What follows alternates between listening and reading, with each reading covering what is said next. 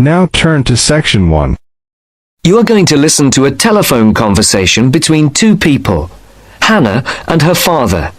First, you have some time to look at questions 1 to 5.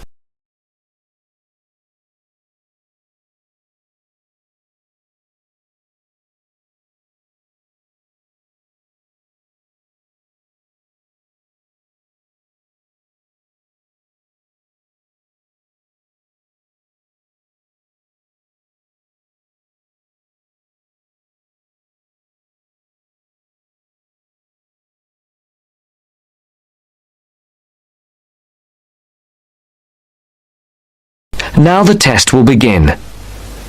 Remember, you will hear the recording only once, so answer the questions as you listen.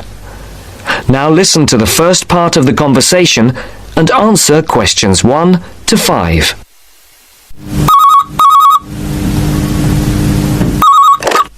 Hello, 992846. Dad, is that you? Hannah? Dad, I'm phoning... The line isn't very clear.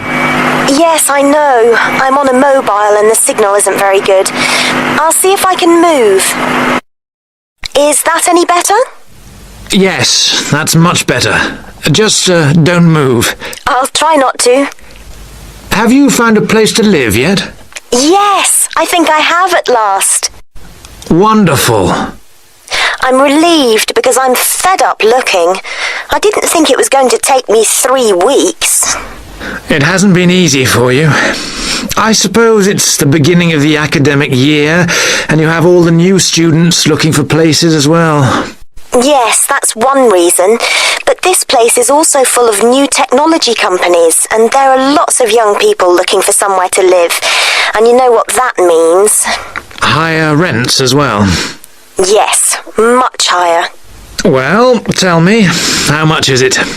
It isn't cheap for this area. It's £400 a month. That's much more than you had expected. Yes, it is. But I can't face looking anymore. I want a place where I can put my things instead of living out of a suitcase. I don't want to stay in this hotel any longer. I guess not. So, what's the new place like? Oh, it's really, really nice. Oh, good. It's in a very quiet street. It's a second-floor flat with 1 double bedroom, a large living room, kitchen and toilet and bathroom. Sounds very nice. Oh, it is. And guess what? Yes? It's got a small roof terrace looking onto the garden at the back. Great. And it's big enough to have my plants and a small table and chairs. Brilliant. Before the speakers continue their conversation, look at questions 6 to 10.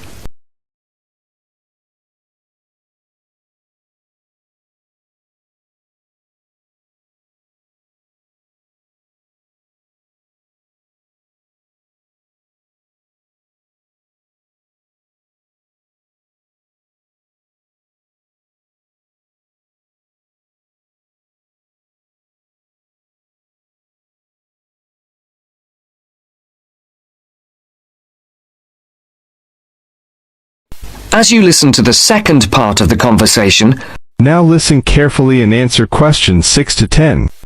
Now, what's the address? It's 22B White Hart Road. 22E. No, 22B. B for banana. Right. And it's White Hart Road? Yes? And the postcode? Oh, you know, I don't think I've got it. Okay. No, here it is.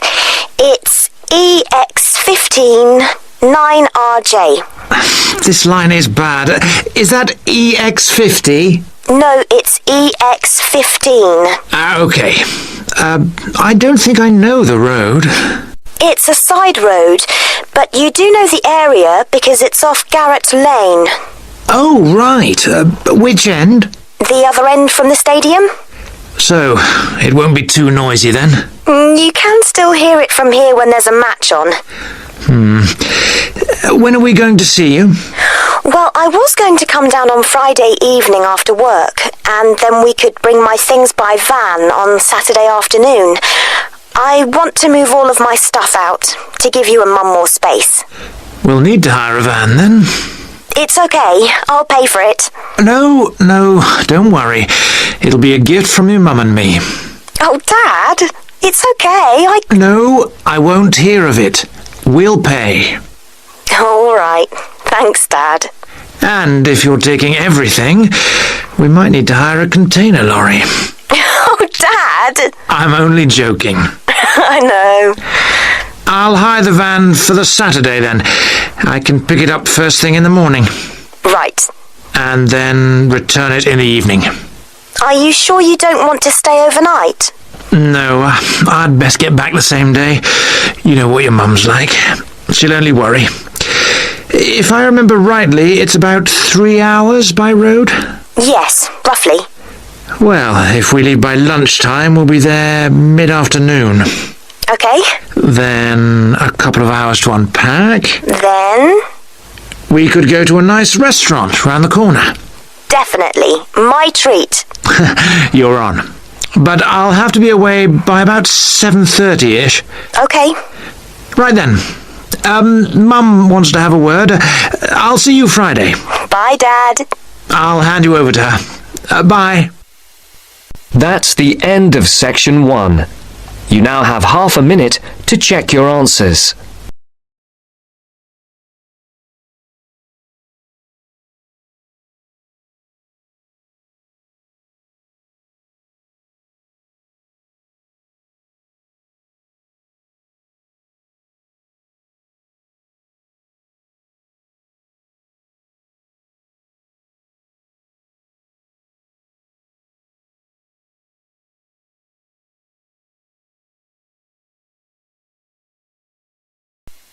Now turns to Part 2.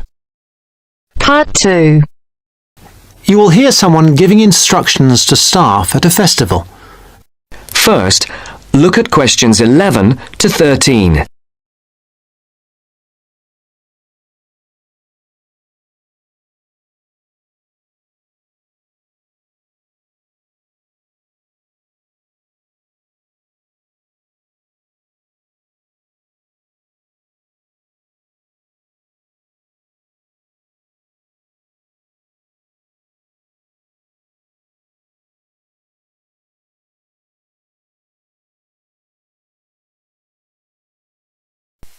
As you listen to the first part of the interview, And answer questions 11 to 13. Good morning, everybody. I'd like to welcome you to the Castle Pop Festival. My name is Sandy, and I'm the General Manager of Castle Pop Entertainments. And I just want to take a few moments to mention a few things to you before you go and have your detailed briefings in your work groups. You all have a copy of the plan of the festival grounds. Now, most things are obvious, but I'd like to point out first the visitor toilets here along the side of the main area. Kindly do not use these yourselves. Your own facilities, the staff toilets, are beside the breakfast tent. Also, there are public telephones behind the stage. I mention these two things because they are places that visitors often ask for. For yourselves, one of the most important places is the staff meeting point. This is new this year, and the only thing to remember is that it exists and that when you refer to a meeting point between yourselves, you need to make clear which one you are talking about. The staff meeting point is between campsite 1 and the disabled viewing area. This is not marked on the general maps, but it is marked on the maps you've got there. The visitors' meeting point is, as you can see, in the centre of the main area, between the breakfast tent and the entrance. Now, another important facility is the first aid tent. This is a big round tent, so you can't miss it. It's on the right-hand side of the entrance, again as you come in. There are many other first aid facilities all over the festival site.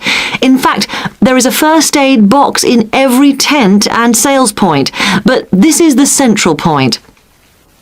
Finally, I wanted to mention the security on the site. Every year the festival gets bigger and bigger, and so every year we have to increase the security arrangements.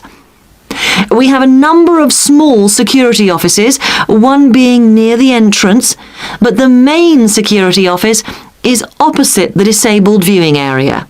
It's next to the Old England pub, so that the officers can keep an eye on what's going on there. And of course, in that office there is a full supply of first aid equipment too. And don't forget, those of you who can't wait till you get your pay at the end of the festival, there are some cash machines in the wall of the Old England pub. Now look at questions 14 to 20.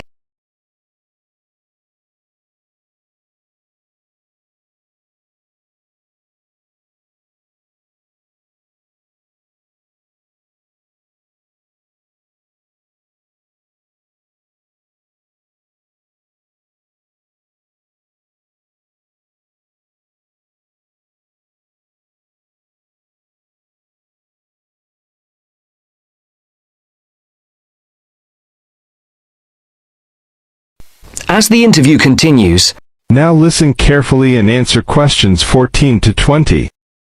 I do hope you will enjoy working with us this year. It's always good to see some of last year's faces back with us again. We hope this year to put on an even better festival than before. The first year we put on a festival, we called it the Mountain View Pop Concert. And it was a pop concert rather than a festival. We held it inside the castle and you could see the mountains in the background. It was very small and personal. Then we held it in front of the castle with the castle in the background, and then we started calling it the Castle Festival. Now, this year, we have moved further away into the fields. The advantage is that the castle and the mountains are both there in the distance, but we have as much space as we want in the fields. The only problem with the fields is that sheep use the fields during the spring months and they leave little messages for us all over the place. So please be careful and encourage the visitors to be careful too. Now, it just remains for me to let you know the times of your detailed briefings, which are as follows, and I'm telling you these as they are not, I repeat, not as written down on your welcome letters. Those of you who are working on the children's zone, your meeting is at 2 p.m. in campsite 2. Those of you on the security team need to meet behind the stage at 3:15 p.m. For the people on first aid, please do not meet in the first aid tent. There will not be enough room, but meet at the entrance gates at 4 p.m. Finally, we need everybody, and I do mean everybody, on duty on Monday morning at 8 a.m. for the final clean-up. I'd like to remind you that Monday is the final day of work, not the Sunday. People not coming to the final day will lose 50% of their pay. The meeting place for that is campsite 1. Now, good luck, and let's make this the best festival ever! That is the end of part 2. you now have half a minute to check your answers.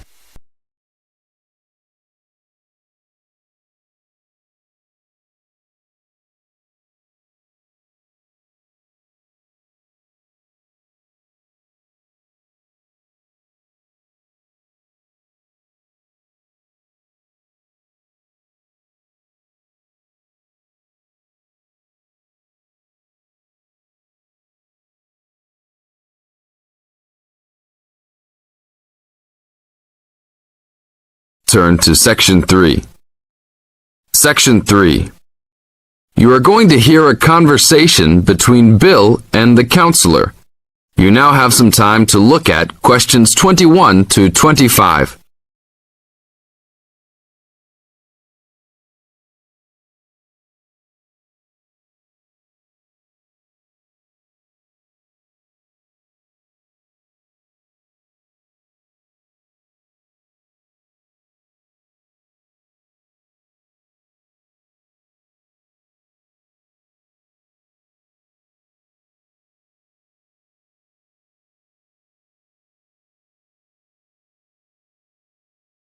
Now, listen to the conversation carefully and answer questions 21 to 25. Hello, Bill. What can I help you with? Well, I was talking with a friend of mine who's doing a medical course, and he said that before I start taking sleeping pills, I should see you. I see. Well, I can't prescribe any medicine, Bill, and I prefer not to encourage anybody to take sleeping pills. What I can do is to help you look at why you're not sleeping. Okay, but I think it's because I don't know how to handle all the work. I found that new students find college very different to school. The biggest difference seems to be that you have to get used to working more independently at college, and this can be difficult to pick up straight away. You can feel that you're not quite in control of it all.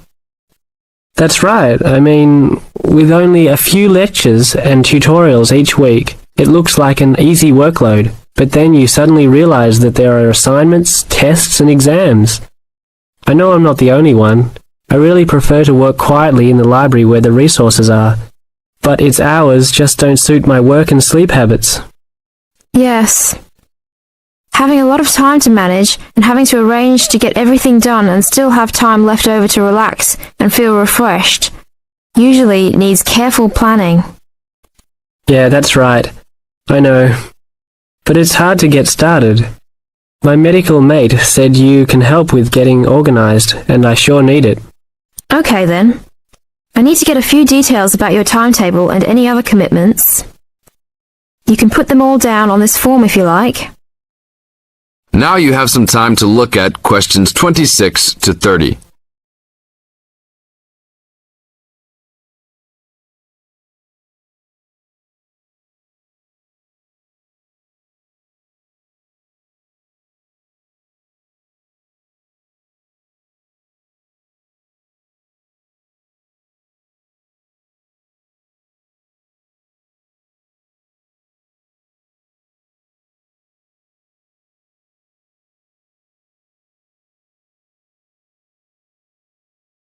Listen to the second part of the conversation and answer questions 26 to 30. Now, Bill, what's your main concern? Well, what really gets me down at present is that the exams are coming up and I don't feel confident. I know you've spent a lot of time preparing, so let's look at the actual exam itself. No matter how much preparation you do, it doesn't really count if you don't plan how you will time yourself to ensure you get to answer all the questions. Usually there will be some guide on the exam paper that will tell you the relative importance of each question, its contribution to your total mark. I see. So if I feel organized at the start, I can be more confident. Exactly. So once you've worked out an overall plan, and this can be done quickly, you need to make sure you know what each question is asking you to do. As a marker, I know what answers I expect to a question. Then you need to address the question, not just write down what you know and hope the marker will appreciate the hard study you've done. Yes, that's important. I can see that markers are looking at the questions, not trying to guess what we know. Yes. And the third point to keep in mind is that even if you know the topic well, you should leave time to go back and check your work for content. There may be an important point you have missed, or not explained as much as you wanted to. And at the same time, you can look for errors, including any obvious ones in grammar. Okay, thanks. It's really simple in many ways, isn't it? This is the end of section 3.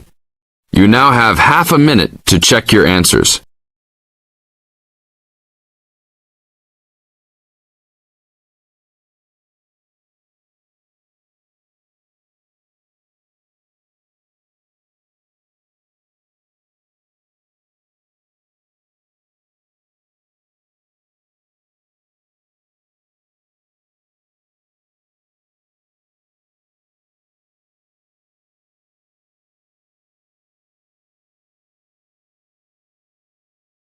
Now turns to Part 4. Part 4. You will hear an extract from an introductory talk given to a group of students who have just entered a university residential college.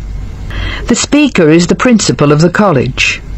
Listen to what the speaker says and answer questions. First, you have some time to look at questions 31 to 40.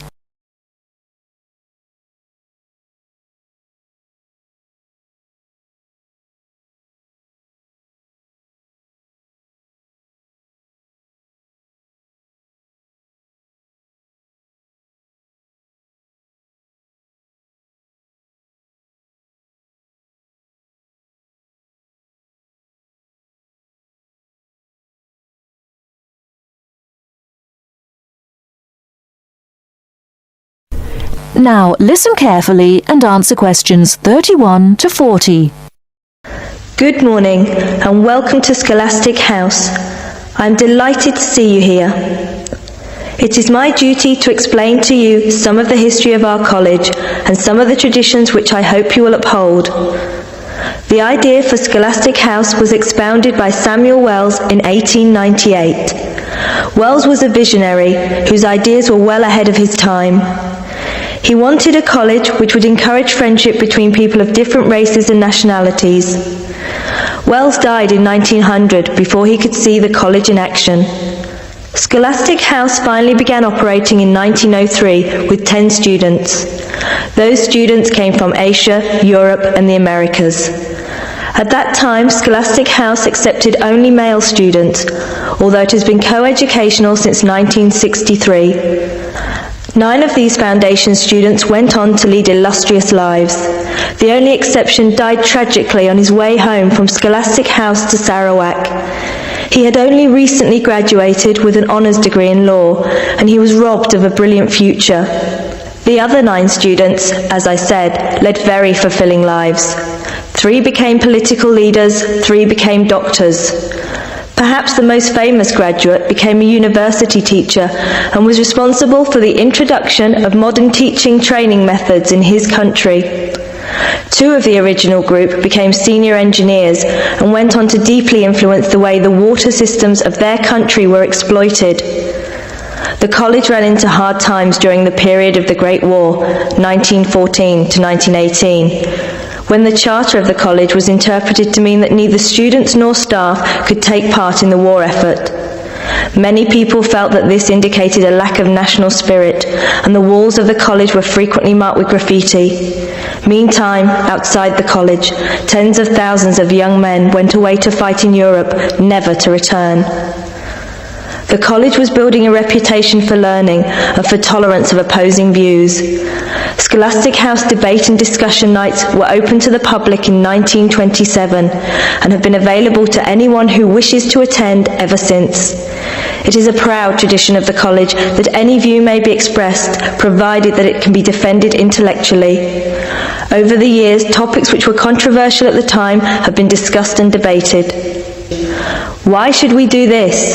The publicity we receive is often sensational, and there is no joy in encouraging argument for its own sake. In fact, that sort of discussion just increases tension. The only legitimate reason for our behaviour is that it casts light upon the topic in question and informs the debate. And controversial topics are the ones which most need informed attention.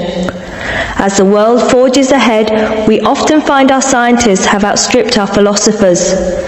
We frequently develop scientific marvels without realizing their full implications. Nowhere is this more obvious than in medicine. We are now able to keep people alive far longer than before, but this medical ability must be measured in relation to the quality of those lives. I urge you to spend your time at Scholastic House wisely. You are the heirs of an excellent academic tradition of which we can all be justly proud. It is your responsibility to continue this tradition of querying where our world is going. Progress is not always upwards. I wish you every joy in your time here, and I hope that I will hear much well-informed debate from you. That is the end of part 4.